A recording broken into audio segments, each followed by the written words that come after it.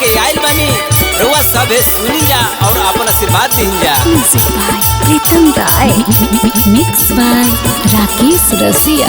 चाहे होके चैतिया चाहे हो कुआर, चाहे होके चैतिया चाहे हो कुआर, किया हो माई किया हो माई किया हो माई नीनिए तोर लागे दरबारन होना, किया हो माई नीनिए तोर लागे दरबारन होना।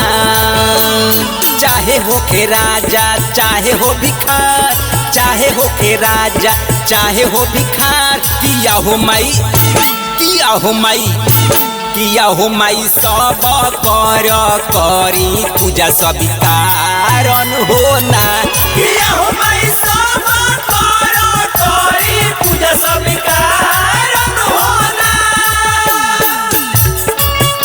ए भैया, अरे कृति खनक स्टूडियो के रिकॉर्डिंग कोई रिया कंपनी में गर्दा उड़ा दिले बा हो। ए छोटू, अरे अपन पड़ोसी के भेजा हो।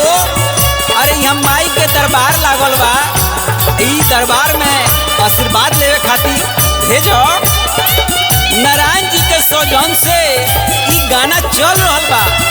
ई गाना के रिकॉर्डिंग राकेश रसिया कइले बाणे। गर्दा गर्दा उड़ल बा माई के दरबार में। अरे रोत बिलखत आइली बांझिन लाचारवा, रोत बिलखत आइली बांझिन लाचारवा, पटकेली मुड़िया मैया हो तोहरी दुआरवा, पटकेली मुड़िया मैया हो तोहरी दुआरवा।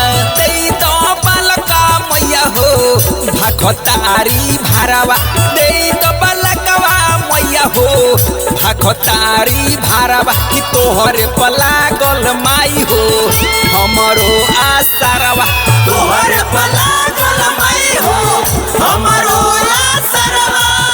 प्रीति खनक स्टूडियो। एगो आवश्यक सूचना बा, रउआ सबे लाइन से आइन जा और माई के दरबार में आशीर्वाद लीन जा।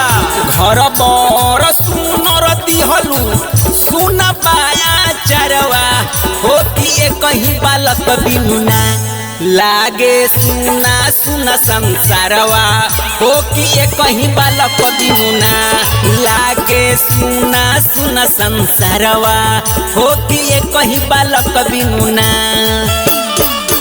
ओम प्रकाश लिखले माई के पचरवा, हो कि कहीं बालक बिनुना गावे राधा मोहन सिंगारवा, हो कि कहीं बालक बिनुना गावे राधा मोहन सिंगारवा, हो कि कहीं बालक बिनुना।